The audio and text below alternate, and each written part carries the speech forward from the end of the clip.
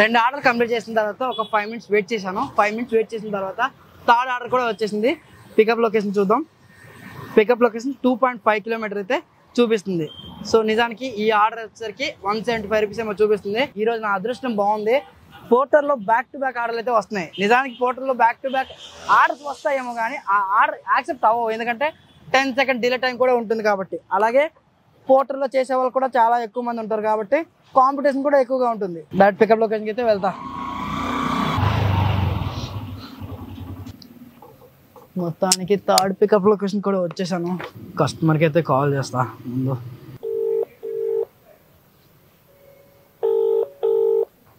Hello,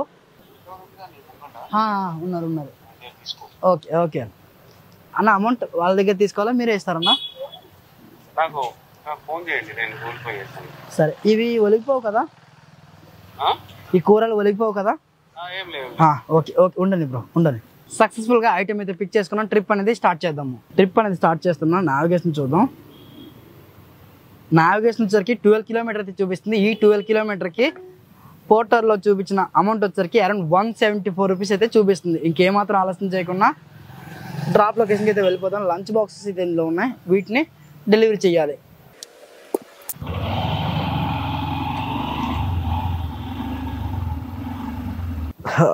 మొత్తానికి customer పెట్టిన drop లొకేషన్కి అయితే వచ్చాను. కస్టమర్కి కాల్ చేద్దాం. హలో అన్న, ఇక్కడ లొకేషన్కి వచ్చానన్నా. డ్రాప్లో వాళ్ళకి ఫోన్ చేస్తే లిఫ్ట్ చేయట్లేదు. ఇక్కడ ఒక టెంపుల్ ఉంది కదన్నా, వినాయకుని కమాన్ ఉంది. ఇదేనా లొకేషన్? అవునవును, ఇక్కడే ఉన్నా అన్న.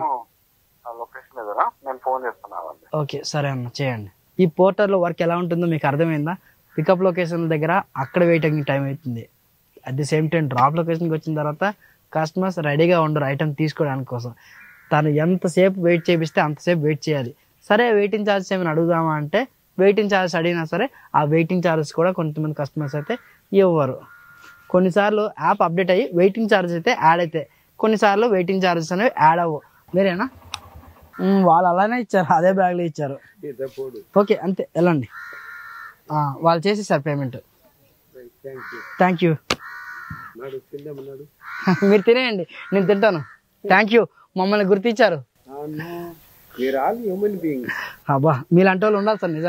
నిజానికి మన ఆకలిని ఏ కస్టమర్ గుర్తించరు, కానీ ఆ పెద్ద ఆయన మన ఆకలిని గుర్తించారు. రండి కలిసి తిందాము అన్నారు. ఆ మాట విన్నాక నాకైతే లిటరలీ చాలా మంచిగా అనిపించింది భయ్యా. ఇప్పటి వరకు పడిన కష్టాన్ని మర్చిపోయాను. ఫైనల్ ట్రిప్ అయితే ఎండ్ చేద్దాము.